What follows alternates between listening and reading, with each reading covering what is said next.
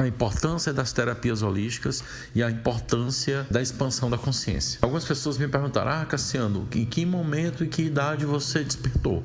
Eu despertei, na verdade, a consciência em 2009, mas a mudança, a transformação, ela veio ocorrer a partir de 2011 em diante, porque levou ainda 2 anos para eu amadurecer as ideias que estavam relacionadas à questão da expansão da consciência. E das orientações que eu recebo, né, das intuições, baseado nos estudos, das minhas pesquisas, eu vou dizer para vocês o seguinte: se você quer expandir sua consciência, que se você quer estar acordado nesse mundo de ilusão, nesse mundo de Matrix, nesse mundo onde é regido pelo inconsciente, o inconsciente coletivo, né?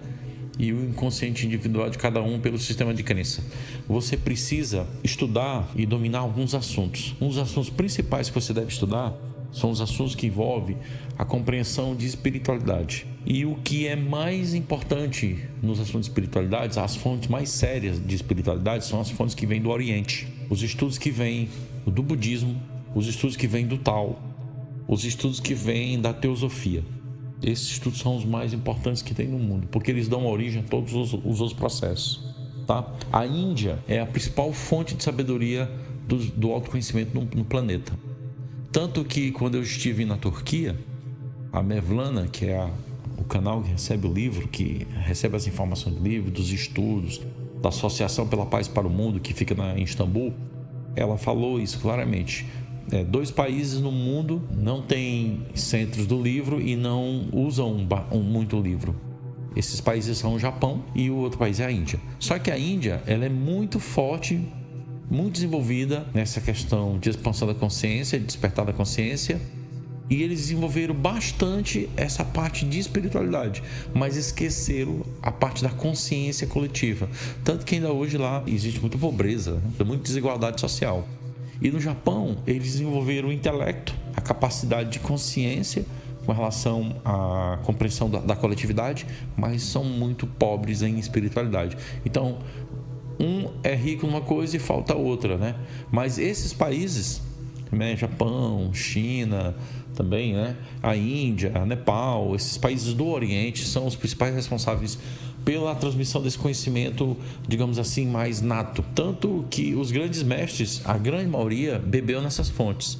Ao longo da história, dentro dos estudos espirituais, se você aprofundar, porque é importante para que você embase o seu conhecimento, até para que você possa expandir de fato sua consciência, muitos têm falado nos estados elevados de consciência. Esses estados elevados, eles são gradativos. À medida que você vai despertando, você vai aumentando esse estado elevado de consciência.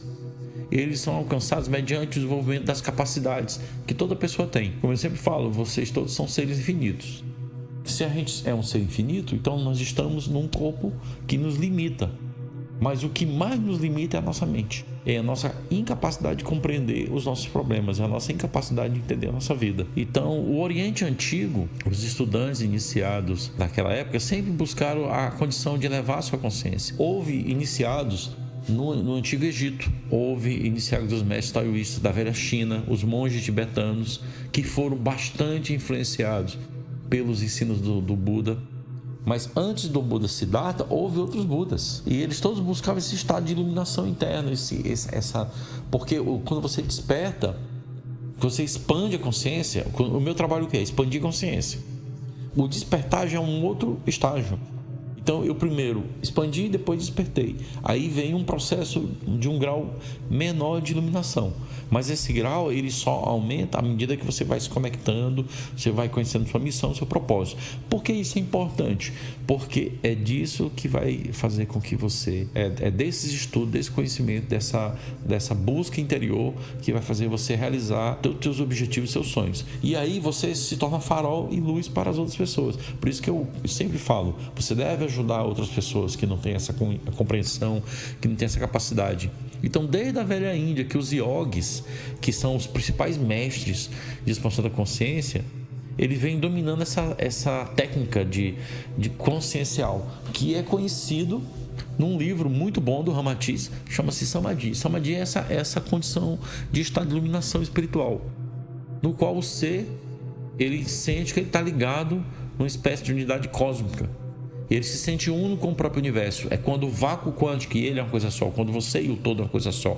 Nós já somos isso, mas não acreditamos. Isso tem a ver com o teu trabalho, isso tem a ver com a tua vida profissional, com a tua vida pessoal, com a tua vida de relacionamento, com a tua vida financeira, com a tua vida de prosperidade, com as coisas que tu busca, porque a consciência vai te caminhar para isso, vai te induzir para isso, vai te colocar no caminho que você veio aqui buscar, no caminho que você veio trazer e fazer. Então isso é um procedimento natural de todas as pessoas, mas nem todas as pessoas conseguem e percebem.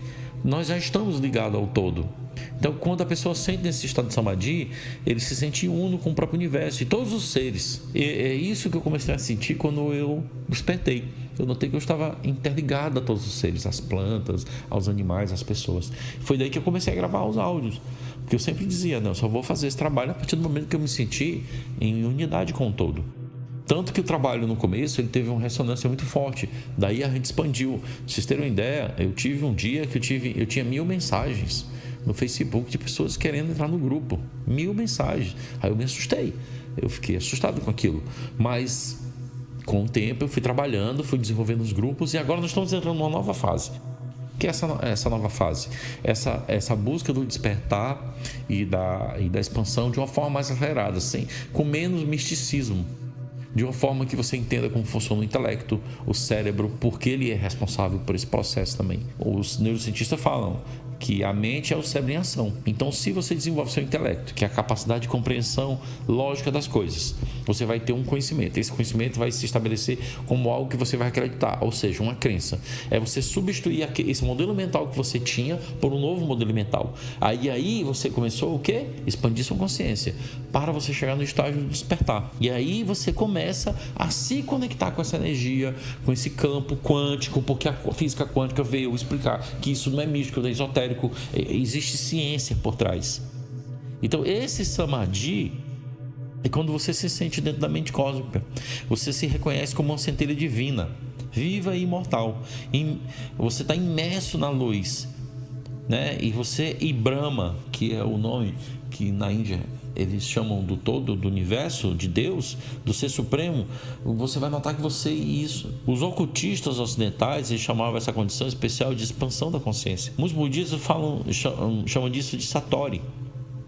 No início do século XX, teve um médico canadense chamado Richard Maurice Booker, publicou um volumoso livro contendo relatos históricos e experiências psíquicas de pessoas que haviam experimentado esse estado de iluminação consciencial, chamando de estado de consciência cósmica. Aqui no Brasil, o ocultista Rosalbes Camassari, ele publicou uma obra com essa temática denominada da mesma forma, consciência cósmica.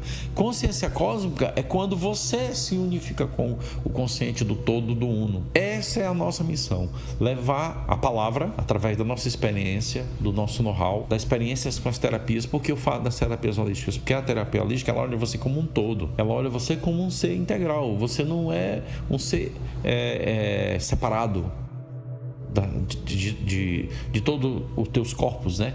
Emocional, mental, espiritual. Você está interligado a tudo isso.